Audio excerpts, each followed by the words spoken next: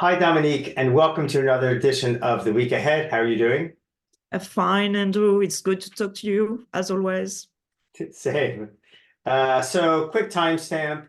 This is Friday, March 8th, and it's about 45 minutes after payrolls came out. So, I guess we can start with payrolls and what's your big takeaway? It looks like a pretty interesting number, and assuming risk or market risk is going to be mostly pretty positive, but what are your takeaways?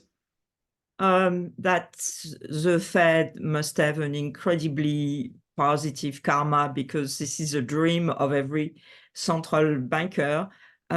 Strong expansion, no inflation. I mean, we have a headline number of 275K, probably going to get revised down, but still huge. And yet, wage growth slowed to 10 basis points. So continued combination of strong expansion, but no inflation. I mean, obviously, we have yet to see how this wage number translates into inflation, especially core services inflation. But that's, low wage growth was one necessary condition for the Fed to cut. So we've passed a hurdle. And more broadly, as an economist, I look and I wonder, it's unbelievable, this combination of fast growth and low inflation. And to me, it gives a measure of the disruption created by the pandemic. So it's great for the Fed, and it's very positive for risk assets, in my view. And if you look at more details, okay, yes, unemployment is up 20 basis points, but still below long-term unemployment. Sam's rule not in a danger territory. Just the labor market going back to balance. Okay. And then is it like it's just a statistical thing, but if labor force participation has actually ticked down a tiny bit, and payrolls were strong, why did the unemployment rate go up? So the NFP has two surveys. One is a payroll surveys, where you get wages and payroll. And that one has a 90% confidence interval of about 100,000. So this is a good one. Then the second one, the household survey that gives you unemployment. This one has a 90% confidence interval of about 300,000. So it's a very noisy data. Often you get strange things. Last month we had a contraction in both labor supply and employment. So God knows. But the direction, is clear. If you look at the past 6 months of unemployment, I mean, we had a low at 3.4%, I think about a year ago, and we've been climbing back to something more sustainable very gently. So this is the Goldilocks economy is still alive, and for the Fed, they are just, I mean, I think they can claim some of the credit, Right. but they're also very Right. lucky.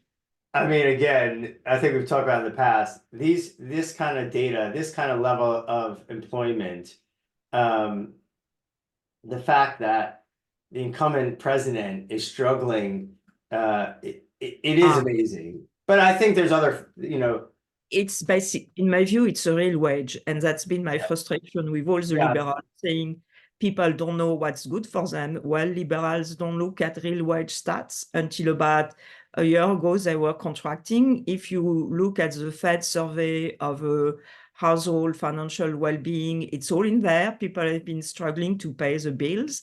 And it's only now that wages are catching up on prices. So no mystery.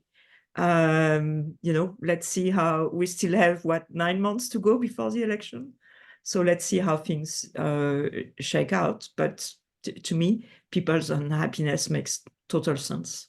right. Okay, great. And then I guess other data points from the past week, Powell and other Fed members' speeches or takeaways.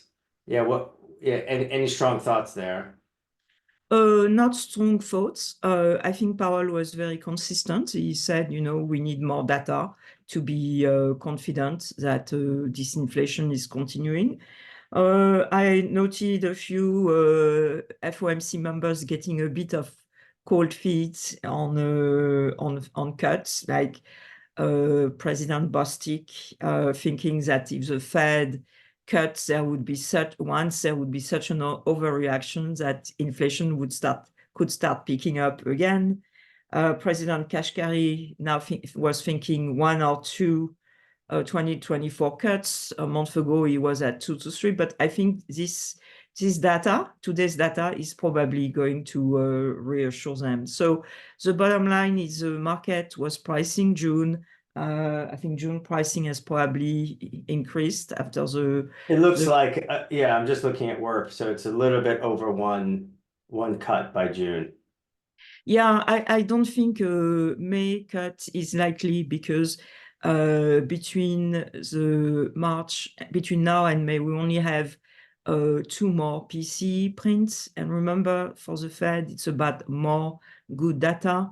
Unless, we have a collapse in inflation, signs of impending recession, a complete crisis in the banking system, unless these things happen, and they are not impossible, but they are not likely. I think 2 more PC print is not enough for the Fed. That's why I think June is more likely.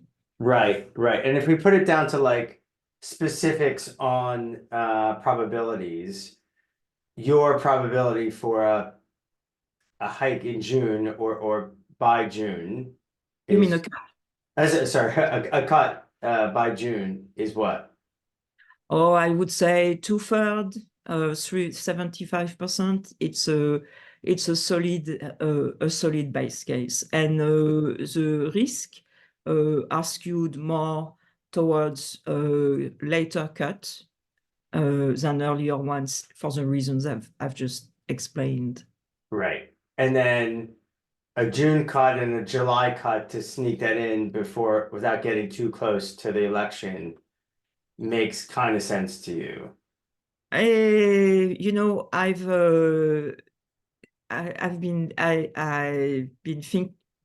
been going back and forth on this issue of Right. elections, and based on Fed speak and Fed action, I actually think they won't care. I think given how worried they are, of cutting too soon, I think they are more likely to leave a gap, so to cut every other meeting. See how it goes. Right. Yeah, unless things really fall apart, which I'm not seeing at the moment. Right. Okay, great. All right, let's quickly hop in on or target the week ahead. Sure.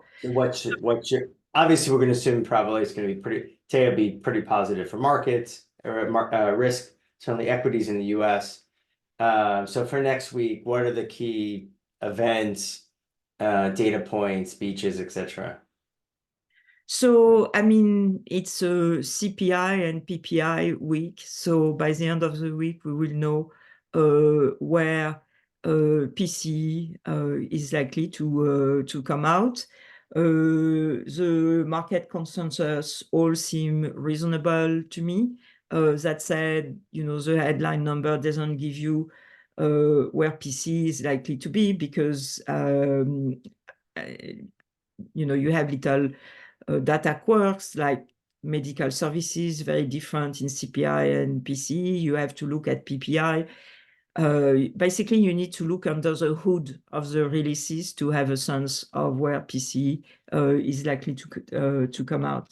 Other than that, we'll have retail sales. The consensus is a rebound. We had a very weak number last month. To be honest, I wasn't particularly swayed by that number. It's volatile. Retail sales are only a fraction of total consumption. To me, the biggest and the more important indicator and the more timely one also is a wage bill growth that comes out of the NFP because it tracks household income very closely, and with savings very stable, the savings rate very stable. Once you have labor income, you have household income, you have consumption, and consumption basically tells you where the economy is at. I mean, the US is 70% consumption. So this retail sale is important. I agree with the consensus that sees a rebound.